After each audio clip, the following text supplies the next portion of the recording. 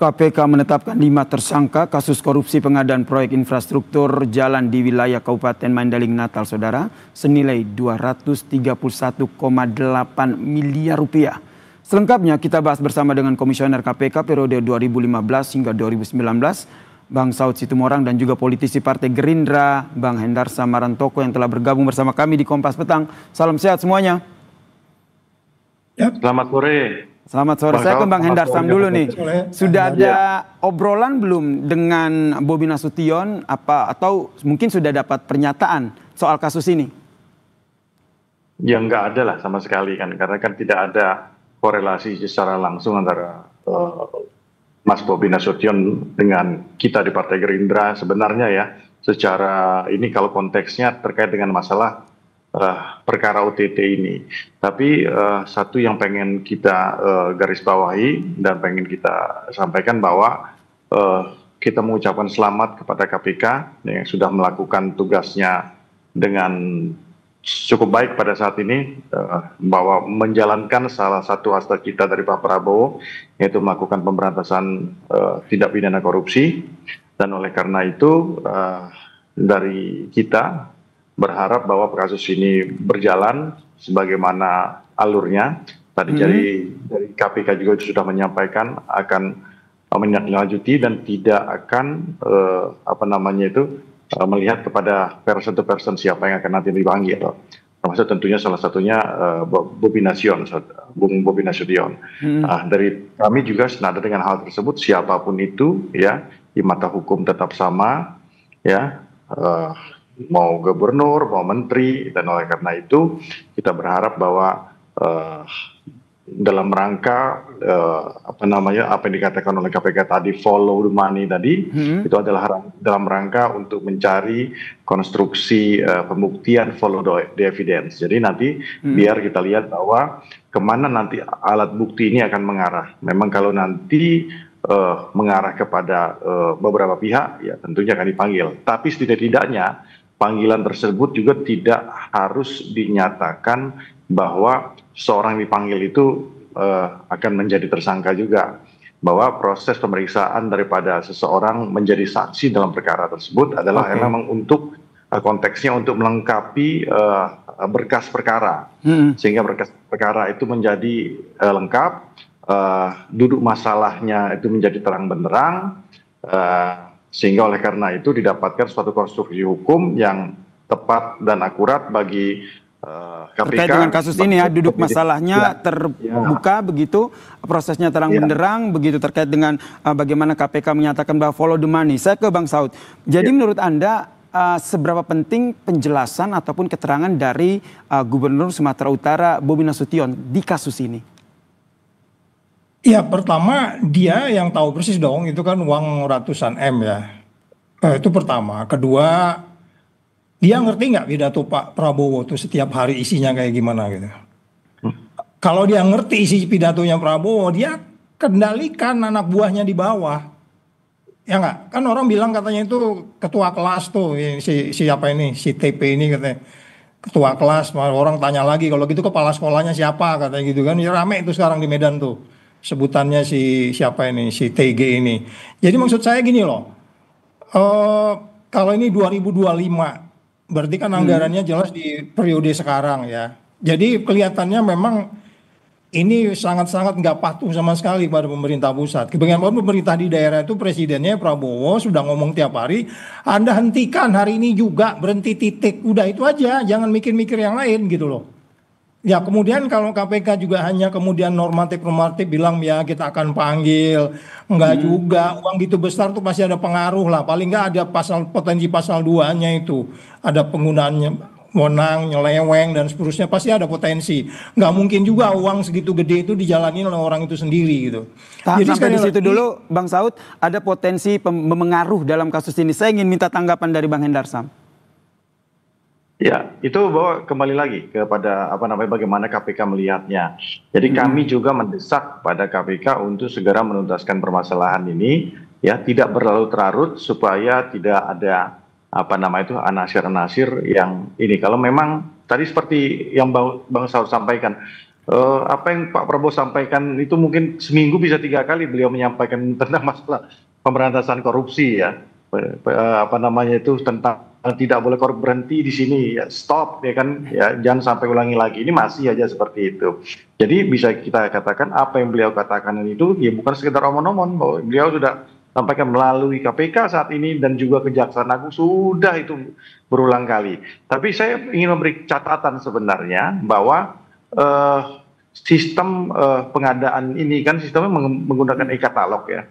Nah, e-katalog ini ya kan sesuai dengan apa namanya itu fungsi dan tujuannya kan sebenarnya ada untuk melakukan pencegahan tindak pidana korupsi sebenarnya. Ternyata kan tidak efisien juga. Makanya oleh karena itu saya juga menghimbau agar supaya ini diperbaiki ya, tidak dihilangkan, tapi diperbaiki dan disempurnakan. Kemarin itu memang ada perbaikan upgrade sistem, tapi apakah ini memang berlaku di case ini atau belum? Ini harus kita lihat, dan ini merupakan sesuatu hal yang sebenarnya kita sama-sama mungkin sudah sering dengar ya, modus-modus operandi seperti ini. Jadi berarti dari Gerindra sendiri mendukung ya untuk KPK membuka terang benderang kasus ini. Kalau dari dari Bang Saud sendiri sejauh mana? Mas Yasir, jadi kita bukan cuma mendukung ya, mendukung pemberantasan korupsi, tapi juga kita mendukung untuk perbaikan ke depannya. Jangan sampai ini terjadi. Kalau enggak itu saya kasih analogi ya, bahwa pemberantasan dan pencegahan itu kan merupakan dua hal yang berbeda tapi jadi satu batang tubuh. Bahwa bahwa pencegahan itu adalah akarnya, pemberantasan itu adalah batangnya. Kalau kita tebas dulu tapi akarnya itu masih tetap ada, maka ya korupsi akan tetap tumbuh. Maka ini nih saya tangkap di situ ya, pemberantasannya harus sampai ke akarnya. Kalau dari Bang Saud sendiri melihatnya seberapa besar seorang kepala daerah atau pemimpin sebuah pemerintahan di kabupaten ataupun provinsi mengetahui proyek-proyek seperti ini? Ya pertama kan itu mulai dari nyusun saja kan sudah dia harus tahu dong. Ya sebelum diserahkan oleh DPRD apa yang harus dikerjakan tahun depan, berapa besar, apa. Dia nggak ada alasan dia tidak tahu. Semua detail-detailnya dia tahu. Kalau nggak dia tahu itu bukan kepala daerah namanya. Artinya kalau kemudian kita melihat bahwa daerah itu harus dikuasai oleh kepala daerah, detail-detail apa yang harus dilakukan, siapa melakukan, dan kemudian apalagi kemudian dia membawa seseorang yang dia percaya mulai dari jabatan sebelumnya sampai ke posisi yang sekarang, kemudian itu dilakukan. Ya dia mungkin bisa jadi membawa orang yang salah atau dia tidak melakukan apa yang kita sebut sebagai detail-detail pencegahan yang dimaksudkan Pak Hendarsam tadi. Kalau detail-detail pencegahan itu kan dia harus jelas, kamu ingat ya, harus lihat katalog, harus pengadaannya yang bla bla bla bla bla bla, udah ada ketentuan semua, ada Kepresnya, ada Perpresnya, ada peraturan gubernur, ada inspektorat. Inspektorat juga kan ngelihat tuh, mereka meriksa nggak tuh, ya kan? Jangan-jangan inspektorat juga nggak berani dan seterusnya. Sehingga kemudian KPK melihat supaya tidak ada kerugian lebih lanjut, mereka di tengah jalan sudah melakukan karena ini ada sinyalemen akan dana yang lebih besar lagi. Jadi sekali lagi kalau kita melihat bagaimana sebenarnya peran kepala daerah itu, dia harus tahu detail-detailnya, bukan hanya melihat kemudian mana yang diresmikan, gunting pita dan segala enggak. Dia harus melihat bahwa sekarang ini konflik of interest, kolusi, nepotisme itu masih musuh bersama. Dan itu sangat mengecewakan, apalagi kita tahu infrastruktur ini kan bagian yang sangat menentukan pertumbuhan ekonomi yang diminta oleh Pak Prabowo itu. Bagaimana dengan jalan yang jelek kayak begitu kita bisa bicara pertumbuhan ekonomi? Jadi ini hukumnya harus diperberat ini sebenarnya. Oke, jadi menurut Anda kepala daerah harus tahu begitu ya detail-detail apa yang dikerjakan oleh anak buahnya. Saya ke Bang Hendarsam, terkait dengan pernyataan tadi, apakah nanti dari Gerindra sendiri akan meminta konfirmasi? Kepada siapa itu konfirmasi? Ke Bobi dong pastinya. Enggak, no. Jadi artinya kembali lagi bahwa apa yang disampaikan oleh Pak Prabowo dan itu bukan hanya disampaikan ke eksternal ya, tapi juga ke internal. Internal itu ada dua, ke pemerintahannya dan kepada para kader-kadernya. Nah itu jadi yang peringatan-peringatan itu yang harus diketahui bahwa zamannya rezimnya sudah berbeda. Saat ini adalah rezim yang benar-benar tahu bagaimana cara criminal mind itu bekerja, yang tahu bagaimana di mana kebocoran-kebocoran itu terjadi, yang tahu bagaimana praktek-praktek itu dilakukan, modus-modus korupsi itu dilakukan. Jadi nggak boleh lagi. Tadi itu yang benar dikatakan oleh Bang Saud tadi. Ini udah berbeda, zaman udah beda, nggak bisa lagi pakai gitu-gitulah. Sekarang ini kerja benar aja dah, ya. Semua harus kerja benar, jangan lagi pakai cara-cara lama, ya. Jadi kita nggak boleh seperti itu. Dan kembali saya himbau bahwa e-katalog ternyata tidak berfungsi secara efektif. Oleh karena itu harus diperbaiki. Baik, harus diperbaiki. Pertanyaan yang sama untuk Bang Hendarsam maupun Bang Saud. Saya ke Bang Saud dulu. Apa yang harus dilakukan KPK sehingga kasus ini tidak hanya di batangnya saja tapi langsung ke akarnya? Ya, pertama selalu kan dua pintu ya. Setelah kemudian tadi ada penindakan itu biasanya nanti masuk tata kelola kalau memang di sana perlu didampingi, atau kemudian kalau selama ini mereka tata kelola yang sudah masuk, ya itu kan ada koordinator wilayah sebenarnya. Korwil KPK itu ada di wilayah situ itu. Ya itu kita nggak tahu apakah mereka berperan atau tidak. Sehingga kemudian bisa melihat lebih lanjut, lebih sustainable. Tidak hanya menjarain orang, kemudian nanti kejadian lagi, ganti kepala dinas sama lagi gitu. Kemudian Presiden sangat kecewa. Jadi KPK yang saya katakan bahwa mereka harus sustainable dan mengamati dari day by day. Terus termasuk nanti putusan-putusannya, siapa yang terkait, ya siapa berbuat apa, itu semuanya harus dilakukan secara detail dan secara sustainable, berkelanjutan, sehingga kemudian bisa membawa dampak jerah terhadap wilayah lain. Baik. Tidak hanya di Sumatera. Ini kan kayak begini nih, bukan hanya di Sumut aja.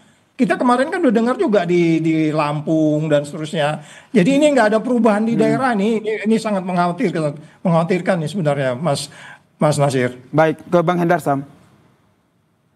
Iya, memang benar. Ini prakteknya kan praktek dan modusnya adalah praktek dan modus yang lama, ya. Jadi pendekatan-pendekatannya itu pendekatan-pendekatan yang lama. Jadi benar bahwa ini nggak ada yang berubah sebenarnya, mindset ke bawah itu nggak ada. Jadi baru sampai mungkin di tataran pusat saja ini mulai ada pergerakan dan progresivitas perubahan-perubahan yang terjadi. Tapi di tingkat daerah mindset dari para pejabat-pejabat daerah ini masih tetap sama. Nah, ini yang penting bagi kita untuk melihatnya bagaimana supaya ini bisa tuntas. Nah, kalau kita flashback lagi ke belakang di periode sebelumnya, banyak sekali kepala daerah itu yang ditangkap oleh KPK sampai menyasar ke daerah-daerah kan. KPK sampai dikatakan mainnya nggak lagi di pusat tapi di daerah. Tapi nggak juga kan, nggak juga selesai, nggak, praktek itu ternyata masih tetap terjadi. Ini ada something wrong di sini, ada sesuatu yang salah kita dalam hal pencegahan. Kalau nggak ya akan gini terus, capek kita nanti. Oleh karena itu ini menjadi trigger. Mudah-mudahan satu-satunya trigger lah ya. Jangan sampai lagi di daerah lagi terjadi praktek yang sama seperti ini. Ini dituntaskan. Kemudian juga secara paralel masalah pencegahannya harus benar-benar digalakkan. Sehingga oleh karena itu kita nggak mau lagi ada dengar masalah-masalah seperti inilah ya. Capek kita mendengar. Ini harapan kita bersama begitu ya, Bang Hendarsam. Terima kasih politisi Gerindra Bang Hendarsam Marantoko dan juga Komisioner KPK periode 2015-2019 Bang Saud Situmorang telah bergabung bersama kami di Kompas Petang. Salam sehat semuanya.